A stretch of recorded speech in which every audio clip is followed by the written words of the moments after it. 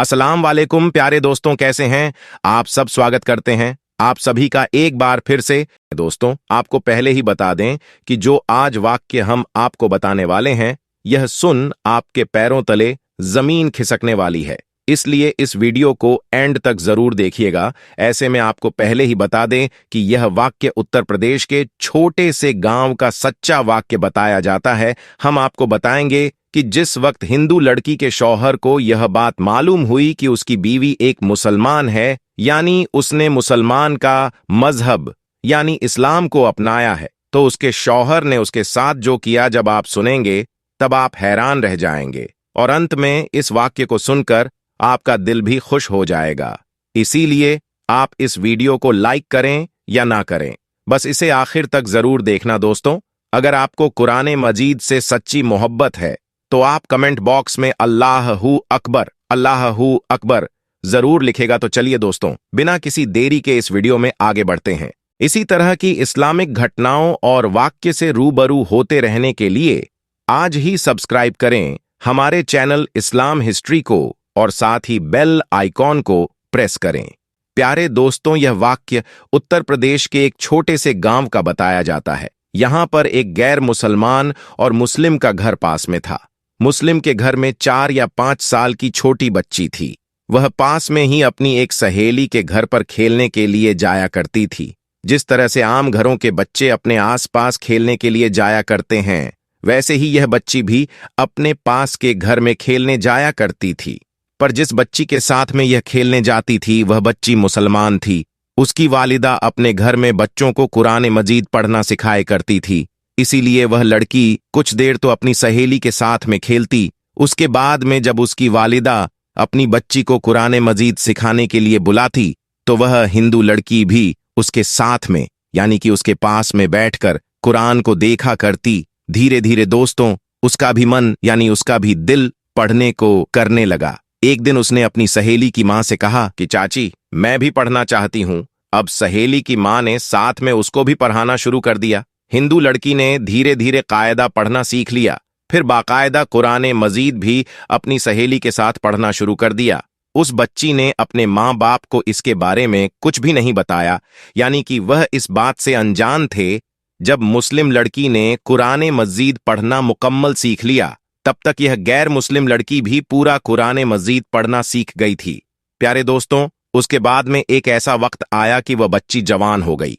माँ बाप ने उस लड़की की शादी एक गैर मुस्लिम हिंदू के साथ तय कर दी। और वह इतना ज्यादा कट्टर था, मुसलमानों को देखना तो दूर की बात, मुसलमानों की बात करना भी पसंद नहीं करता था, क्योंकि उसको मुसलमानों के बारे में गलत जानकारी थी। अब उसे लड़की की शादी होने लगी। एक दिन वह लड़की अपनी मुस्लिम सहेली की माँ के पास गई और उसको कहने लगी कि मैंने आपसे पूरा कुरान मजीद पढ़ना सीख लिया। मैंने दिल ही दिल में कलमा भी पढ़ लिया, मगर मैं इसके बारे में अपने घर वालों को कुछ नहीं बता सकती।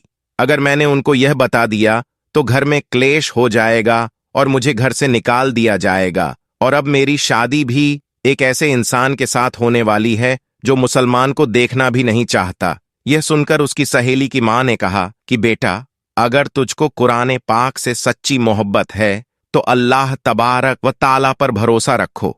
अल्लाह ताला तुम्हारी ईमान को जाया होने से बचाएगा, जरूर बचा लेगा। उसके बाद से सहेली की वालिदा ने उसके लिए शादी का एक तोहफा तैयार किया। उसको तोहफे के तौर पर कुरान मजीद को तैयार करने का इरादा किया। फिर उसके घर जाकर उस लड़की की मां से कहा कि हमने इसकी पैकिंग बहुत ही खूबसूरत तरीके से की है। हम चाहते हैं कि हमारा यह तोहफा लड़की के ससुराल में ही खुले, यानी कि इस तोहफे को यहां पर मत खोलना। लड़की की मां ने उनकी इस बात को मान लिया। और प्यारे दोस्तों, उसके बाद में उस लड़की की शादी हो गई। वह अपने ससुराल पहुंच गई और उसके साथ में वह कुरान पाक का तोहफा भी उसके साथ साथ ससुराल पहुंच गया। उस लड़की ने कुरान को कहीं पर एक बॉक्स में छुपा दिया। अब उसका शौहर जब भी ऑफिस जाता, जब वह घर में अकेली होती, तो वह चुपके से कुरान पाक को निकालती और पढ़ना शुरू करती। प्यारे दोस्तों, इस तरह से कई साल गुजर गए, यहां तक कि वह लड़की प्रेग्नेंट हो गई। अब वह सोचने लगी कि मैंने तो अपने ईमान को छुपाया है। जब शौहर घर पर नहीं होते तो मैं कुरान पाक पढ़ लेती हूं, मगर मेरे इस बच्चे का मैं क्या करूं? मेरे बच्चे के ईमान का क्या होगा? यही सोचकर वह अल्लाह से दुआएं मांगती थीं कि या अल्लाह कोई ऐसी तरकीब बता कि मैं अपने बच्चे को भी कलमा पढ़ा सकूं। प्यारे दोस्तों, उसको कोई भी ऐसी सूरत नजर नहीं आ रही थी कि वह अपने शौहर के सामने इस बात को बोल सके। मगर अल्लाह की शान देखे, एक दिन उसका शौहर बीमार हो गया और वो हॉस्पिटल में अपना टेस्ट करवाने के लिए पहुंच गया।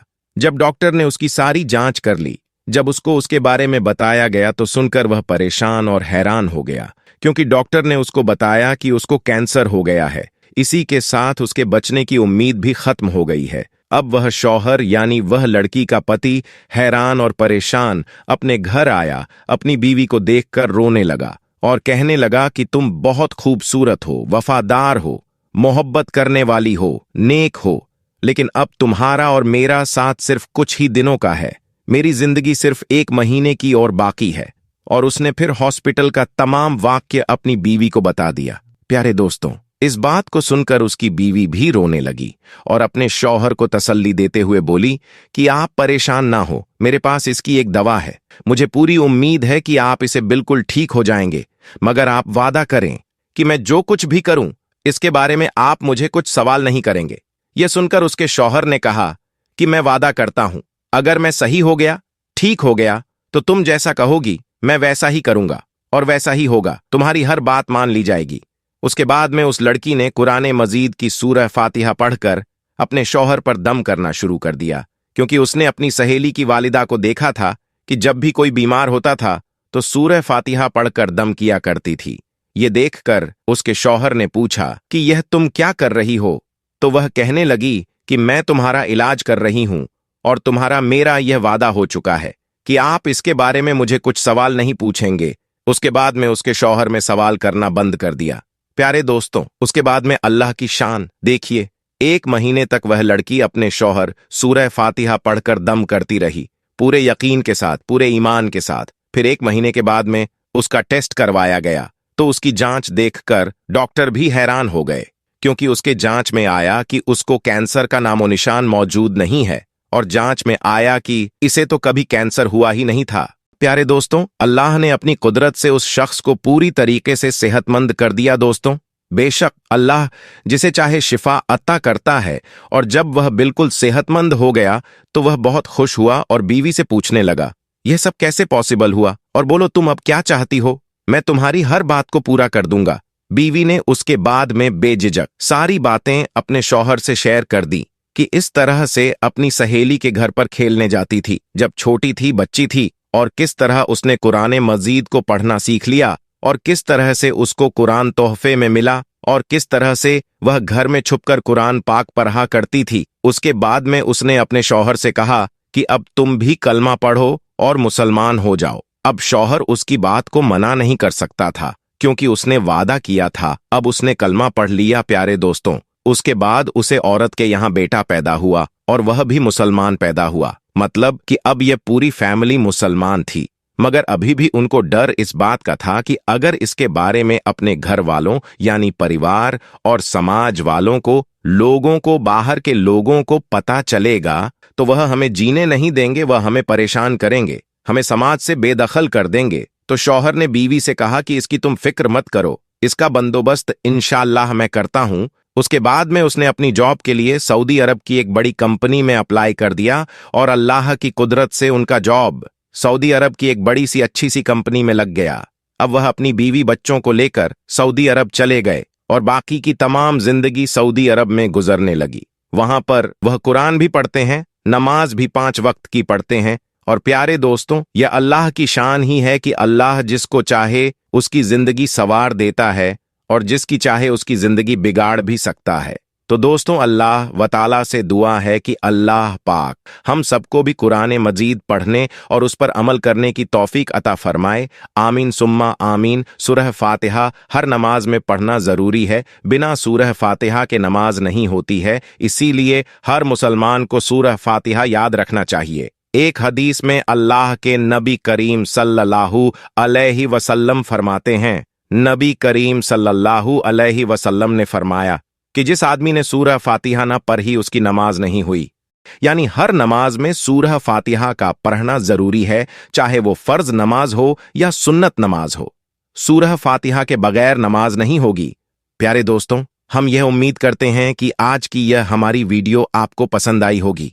अगर हाँ, तो इस वीडियो को लाइक करें, शेयर करें और चैनल को सब्सक्राइब करके बेल आइकन को प्रेस करें ताकि आने वाली तमाम वीडियो की अपडेट आपको मिलती रहे। जल्दी मुलाकात होगी, तब तक के लिए हमें दीजिए इजाजत। खुदा हाफिज।